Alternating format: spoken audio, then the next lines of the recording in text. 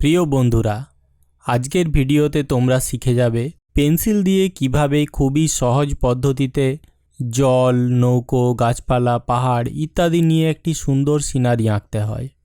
আঁকার সময় প্রথমে নিয়ম হলো, যেটা তোমার সব থেকে সামনে আছে সেটা প্রথমে আঁকতে হবে। যেমন আমার এই ছবিতে এই গাছটি আমার সব থেকে কাছে আছে, তাই আমি প্রথমে এই গাছটা দিয়ে আঁকাটা শুরু করেছি। গাছের ড্রয়িং তোমরা মোটামুটি জানো, গাছের গোড়ার দিকটা মোটা হয়, উপরের দিকটা সরু হয় ক্রমশ এবং ডালপালায় ভেঙে যায়। সেরকমই একটা সিম্পল গাছ আঁকলাম আমি। তারপরে একটা পাড় করে দিলাম, গাছটা যেখানে আছে পাড়ের ওই ধারটা জল, আবার জলের কিছুটা দূরে একটা মাটির পাড় করে দিলাম। ওই পাড়েও কিছু গাছপালা রয়েছে, ড্রয়িং করে দিচ্ছি খুবই তাড়াতাড়ি করে। এগুলো মন থেকে আঁকা সিনারি। এই ধরনের সিনারি করলে তোমাদের কিন্তু ক্রিয়েটিভিটি অনেক বেশি বেড়ে যাবে। তোমাদের মন নতুন নতুন সিনারি তৈরি করতে পারবে।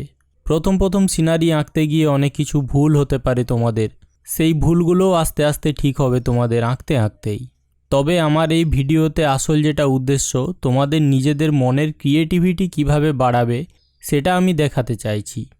শুধু ক্রিয়েটিভিটি বাড়ানো নয়, সেই ক্রিয়েটিভিটিটাকে সঠিক পদ্ধতিতে রিয়ালিস্টিক রূপ দিয়ে কিভাবে ড্রয়িং করবে সেটা শেখা।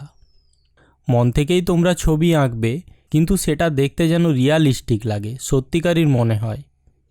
আমার এই ছবিটা দেখো, শুধু ড্রয়িং, কিছুই নেই, হাতে একটা পেন্সিল মাত্র, কিন্তু এই পেন্সিল দিয়ে ড্রয়িং করাতেই কি সুন্দর রিয়ালিস্টিক দেখতে লাগছে।